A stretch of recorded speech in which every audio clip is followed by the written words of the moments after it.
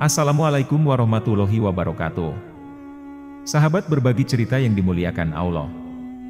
Di dalam kitab suci Al-Quran, terdapat kisah tentang Nabi Yunus yang ditelan oleh ikan besar. Nabi Yunus merupakan salah satu nabi yang diutus oleh Allah Subhanahu wa Ta'ala untuk mengajak penduduk Ninawa agar beriman.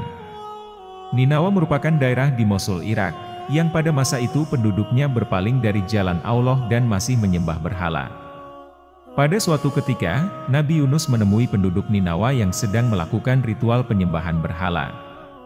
Kedatangan Nabi Yunus ditolak oleh para penduduk, bahkan mereka mengolok-olok dan menghinanya. Sehingga hal ini menyebabkan Nabi Yunus marah dan meninggalkan mereka.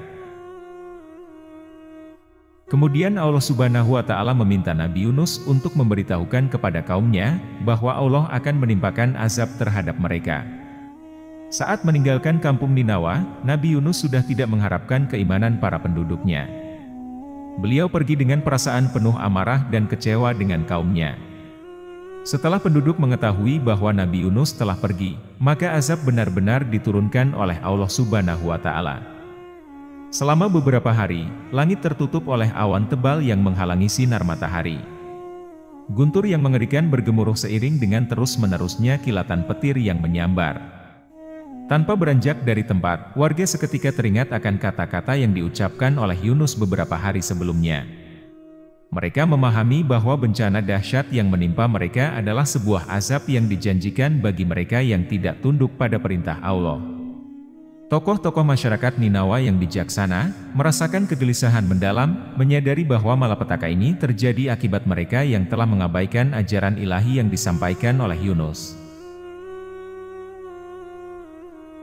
Rasa ketakutan akan malapetaka yang melanda, menggerakkan hati warga Ninawa untuk dengan cepat meninggalkan berhala-berhala mereka. Mereka merasa terhuyung-huyung di tanah, sambil menundukkan kepala dan menengadah ke langit, memohon ampunan kepada Allah. Akhirnya, tanda-tanda azab yang hampir tak terelakkan itu membangunkan kesadaran para penduduk dan mendorong mereka untuk bertaubat kepada Allah, sehingga menyelamatkan mereka dari kehancuran. Melihat peristiwa azab yang menimpa penduduk Ninawa, Nabi Yunus tetap meninggalkan kampung tersebut. Padahal Allah belum mengizinkan beliau untuk pergi meninggalkan para kaumnya. Namun Nabi Yunus sudah terlanjur marah kepada kaumnya. Setelah itu Nabi Yunus pergi ke tepi laut dan menaiki sebuah kapal. Tiba-tiba kapal yang dinaiki beliau oleng, terombang-ambing karena dahsyatnya ombak. Untuk mengatasi kapal yang oleng ini, para penumpang memutuskan untuk mengurangi barang-barang bawaan dan melemparkannya ke laut. Kemudian para penumpang kapal memutuskan untuk membuat undian. Hal ini disepakati bahwa siapa saja yang keluar namanya, maka harus bersedia melemparkan diri ke laut. Setelah dilakukan undian, maka nama Nabi Yunus yang keluar. Para penumpang tak enak hati apabila harus melihat Nabi Yunus yang harus melemparkan diri ke laut. Akhirnya mereka mengundi lagi, akan tetapi nama Nabi Yunus keluar lagi hingga 3 kali berturut-turut.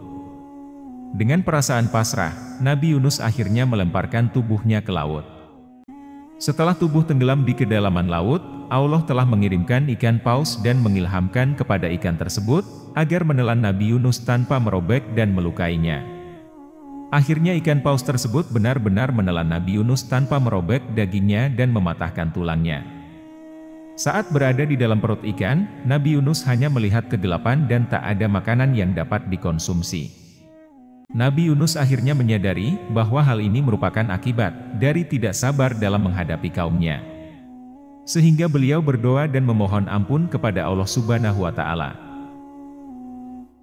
Para ulama berselisih tentang berapa lama Nabi Yunus tinggal di dalam perut ikan. Menurut Qatadah, 3 hari.